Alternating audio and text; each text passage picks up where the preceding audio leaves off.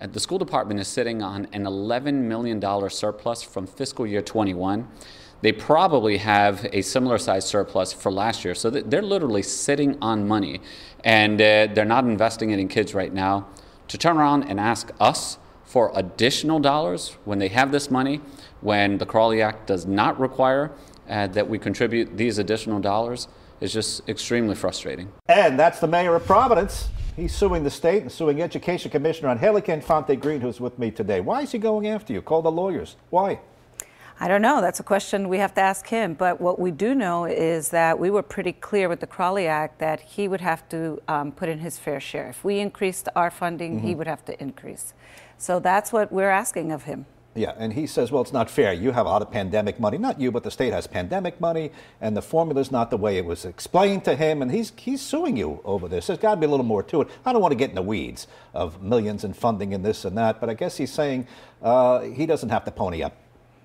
Well, I disagree with him. I think he needs to give the fair share to the school district. It's his responsibility. He's still the mayor. It's what we are entitled to as the district. And, you know, we have to take care of the buildings. The buildings have been in disrepair for a very long time. Right. That money also goes to that.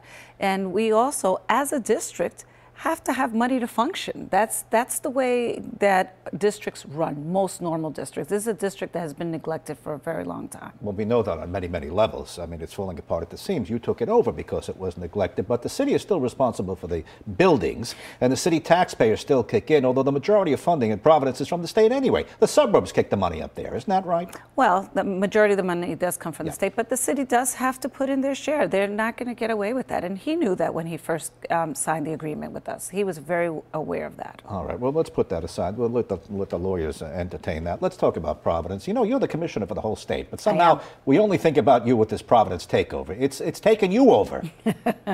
Yes, but I am the commissioner for the whole state, and I appreciate the work statewide. Okay. Well, we'll talk about the other districts, which are doing much better than Providence, even though poorer performing ones are doing better than Providence, and that's a shame, and we all lament that. Everybody's entitled to a good education. For whatever reason, we're at this point now. And just as you took it over, and just as you were going to get started, you got whacked with the pandemic. Yes. I mean, it's unbelievable, the timing. Have you made any progress? And I think it's okay to say, no, it was a setback. The hurricane came, blew us back. We're nowhere where we want to be. We're not even started. Well, no, yes. So there has been progress. So we were able to purchase a curriculum for the entire district from K to 8. Okay. Before, as you know, there was a hodgepodge here, sometimes even on a grade in a school. Teachers were using different curriculum. So we have a curriculum for K to 8, especially in a community that is so mobile. So a child may start in one school, end up in another one.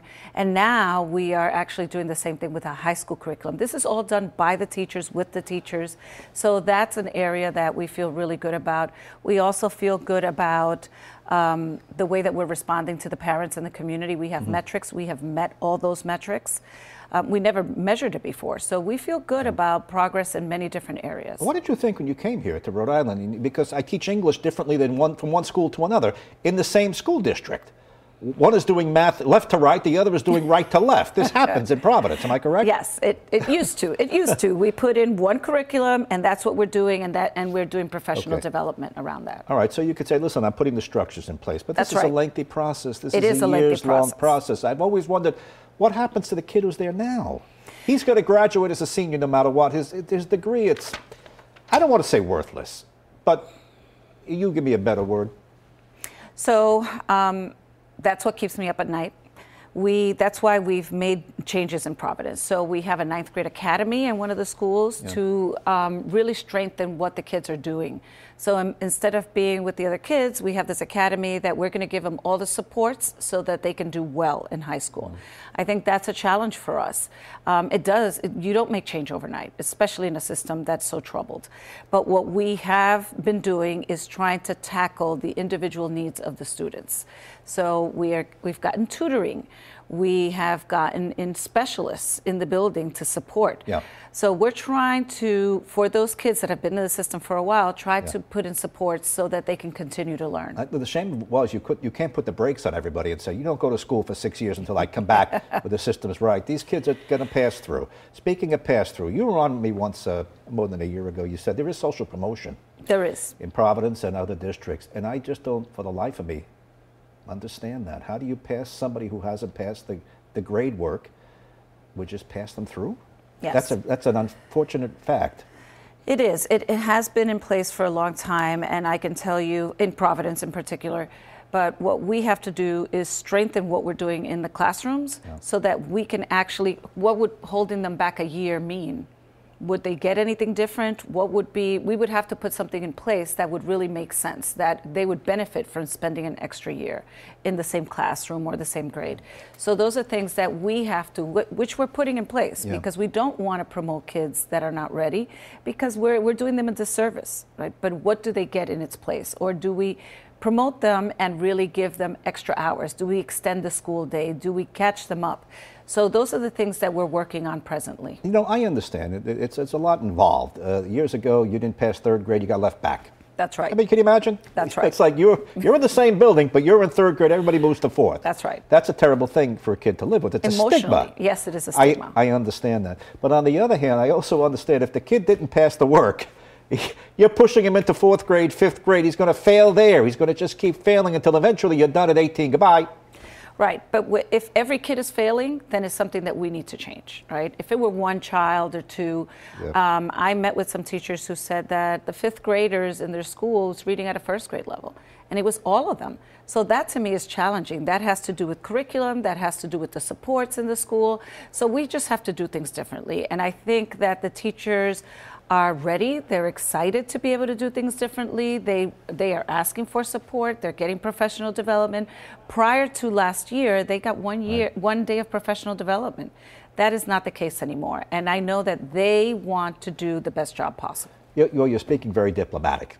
During the height of the contract negotiations, it wasn't so diplomatic. You said they're bullies, Gene. I have the clip. I play it on the radio. They're bullies, Gene. Everybody knows that. They're bullies. And you're telling me today they want change? Because just a couple of months ago you were saying they don't want any change. What is it? Well, we're talking two different things. The classroom teachers want change. The classroom teachers want to get things done. That's a different thing. When you're talking about leadership, union leadership, that's a different ballgame. And I think at the end of the day, everybody wants the kids to succeed. So I don't see them the same. I think it's a little different in my viewpoint. Well, they're mad when you do that. Yes. They say you're driving a wedge between the leadership and the union, that you're wrong to do that. You heard that. I have, but I'm not driving a wedge. I'm just stating some of the facts. Yeah. You know, I still have teachers that come to me and say, hey, I want this to be done. Help me with this. I have that relationship with many of the teachers, and I am not trying to drive a wedge.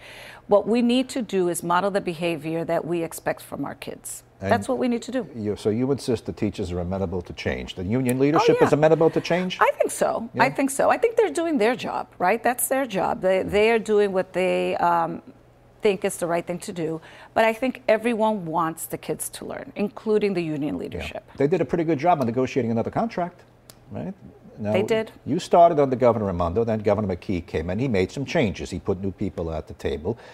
Did he diminish your role in that? No. You said at one point to me, you told me, listen, I'm glad. I have other things to do. I'm glad I'm not involved every day to day. I have to go run the whole rest of the state. That's right. Did he diminish you in that? No. He and I had a long conversation, and I had talked to the union, everybody that was at the negotiation table, saying I wasn't going to come back prior to the governor stepping in because it was literally about 400 hours. And we were just not moving in the pace that we needed to.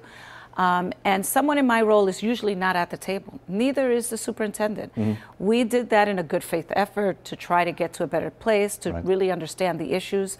But if, you know, we didn't think that it was being productive at that point. Okay, so McKee comes in, he puts a new person there, and he gets the contract done, right? Now, you have to take a look at this. What's there that you would not have given them? Well, I think that there's a lot of conversations that happen during negotiation. I think that, of course, I wanted everything, right? Okay. I wanted everything. And so do they, and that's the way it is. But let me refine it because I'm tight on time. What's there that say, you know, I wouldn't have given that to them. They got that. I don't think that that's the way I would put it. I think I'm trying to look at the things that we did get because some things were very surprising to me. The fact that we didn't have parent-teacher conferences. Okay. I mean, I don't know. That's like the backbone of what we do in education. We didn't have that. That's important to us, to the community, to the parents, to the teachers, to the students. Mm-hmm. So I'm looking at the things that we did get. There was a lot of things that I did want. There was nothing that we gave in that I didn't I wasn't in favor of. Come on. There was one thing on that list that you said I wouldn't have given that. No, what I would have said is I wanted more. Okay. I wanted more. The Education Commissioner, Angélica Infante-Green, is with me, and we have a lot to talk about. First, personally, are you staying in Rhode Island? I am. Now, wait a minute. I know you're on a contract, as it was extension, you had to accept it. Where do you stand right now with that? I'm in a good place. My contract is going to be up soon. When? And, what's the date on that? It's in April of next year, but we start negotiating earlier. So you're the here, next few months, yeah. You're here until April of next year, which is 7 months. Yes. Okay. You start negotiating a new contract now. And who do you talk directly with? I talked to Chair Cottom, who is the person in charge of the board. Barbara Cottom, the chairwoman and part of the board that oversees. You talk directly to the governor as well? I do talk to the governor. Do you have an agent like me in broadcasting? I don't have an agent, but do you have those things? I do not have an agent. I have a lawyer. All right, you have a lawyer. So you talk and the lawyer talks, and you're looking for a better deal like everybody. Well, you know, I'm looking for a deal. I think I want to stay in Rhode Island. I am committed to doing the work here. I think that, you know, the things that I'm asking in my contract are the same basic things that every other commissioner gets in their contract. Which would, do you mind sharing that? I don't want to delve into your personal business, but it is I guess everything is public. It will be business. public. What do you want? It will be public. There's nothing in there that it's, you know, basically a continuation of my current contract. There's not much. Everybody wants more money. I ask for more money when I go in. I want more money. I want more this, more that. I haven't really work those conversations out. Assuming we work everything out over the next 7 months, and you would stay? Yes, absolutely. I'm committed to doing the work. I came here, I said I would be committed. I am going to stay. You know, there are rumors that I'm leaving and that I have other job offers. I do have other job offers. I do.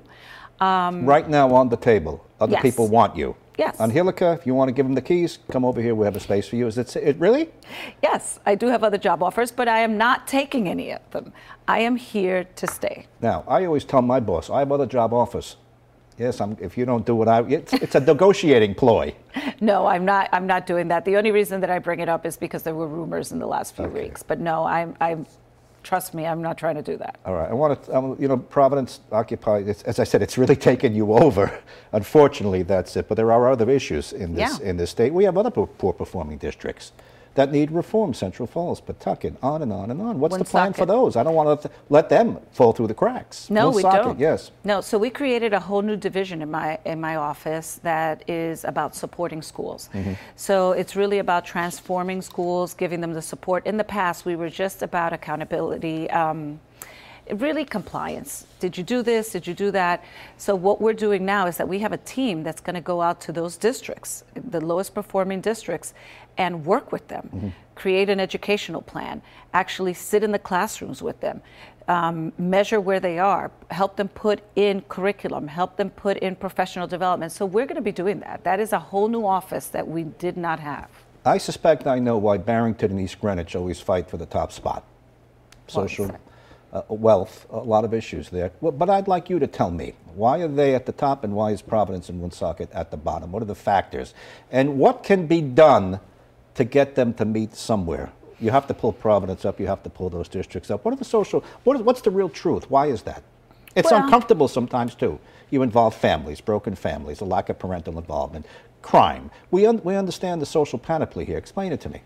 Well, it's all those things, but it's also, you know, there's an expectation that the kids are going to perform in Barrington and in East Greenwich. There's an expectation. And they do whatever it takes to make it happen. And the teachers in these other districts need additional support. They want to do the same thing. And one of the good things that came out of the pandemic is that we have been able to work together across districts. So we have had professional development across the districts.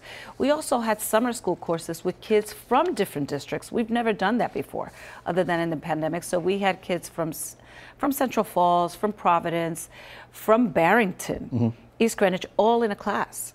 And it was pretty amazing to see them bounce ideas off each other, and all of them progressed. So there's something to be said about working together and getting the supports. Barrington has a lot of supports in place for their teaching staff, for everyone involved, and the community comes together. So that's what we're trying to do in Providence, make sure that the teachers have the support that they need and bring the community together. That's why the parent-teacher conference was so important, so that everybody's on the same page. You have that in these districts, so we have to build it where it doesn't exist right now. Right. There was some pushback on vaccines in the schools, masks in the schools. Where do you stand on all of that? Is that all? Is the dust settled on all of that? The dust has settled. At the end of the day, masks are part of the mitigation. Vaccines are an important tool that we did not have last year that we now have. We're encouraging everyone that can get vaccinated to get vaccinated, but I understand that it's a parental decision and it's a family decision. I thought about it really hard when I vaccinated my 13-year-old son. We talked to him about it, but we chose to vaccinate him. It's my responsibility as a parent to keep him safe. We have a new candidate, Matt Brown, who used to be our Secretary of State. He's a progressive Democrat running for governor. In his platform, he said $60,000 for every teacher. $60,000 for every teacher. Would that make a difference? $60,000 additionally? No. At baseline. At baseline? You come in, well, yeah. nothing less than $60,000. That would be amazing if we could do that. That would be amazing. Is it doable, though? Is you it involve doable? raising taxes now. You involve a lot of things. Well, that all depends on each municipality. Like, we don't have that control. So, yeah, you would have to raise taxes. You would have to. Currently, we don't have the money to start teachers at $60,000. All teachers across the state, that really depends on where they teach. Are you attracting quality teachers these days? Who would want? I mean, so. You know what I hear? You teach in Providence. You teach in Providence. Go ahead. So we have invested money in attracting talent in Providence. So we have also have incentives, financial incentives. We're giving $2,500 additionally for teachers in hard-to-fill areas like science, math, secondary. If they have an ESL license, we actually hired a recruiter because we did not have that in Providence. So we hired a recruiter to go out and actually help us bring in talent into our system. We also have a pipeline for teachers' assistants in our system. So we're trying to figure out how we move the needle in this area. So we have a concerted effort that we did not have before. When I hear this conversation, you teach in Providence, I say, wow, you teach in Providence. Oh, I teach a classical. Oh, you teach a classical. How is that? That amazing school is one of the top performing high schools in the country. It hits Newsweek, Time, everything. It's right next door to the most poor performing, Poor Central. I don't understand it. Do you? Well, yeah. Are you shocked at that you have them side by side? Same kids, same homes, same demographics, everything. One building does this, the other building does that. Explain that. Well, it's a screen school, so those are for the kids that are the highest performing across the district. What we also have is the expectations, right? You go to classical, you're expected to do well. So what we're trying to do is change that across the city. So for example, in Hope High School, it will be an IB school. So the students will get not just a regular diploma, but also get a European diploma. We're looking at bringing in different languages. We're changing the scope of what the expectations are in the schools. I thank you for coming in. There's so much more to talk about. But I want to congratulate Classical. Whenever I read that, I'm stunned. Really, top people, top school, amazing. And it's right next to Central. And if you could get whatever they're doing over there, bottle it and ship it to the other schools, boy, you'll be okay. Education Commissioner Angélica Infante-Green, thank you for coming in. Always appreciate your time. Thank you.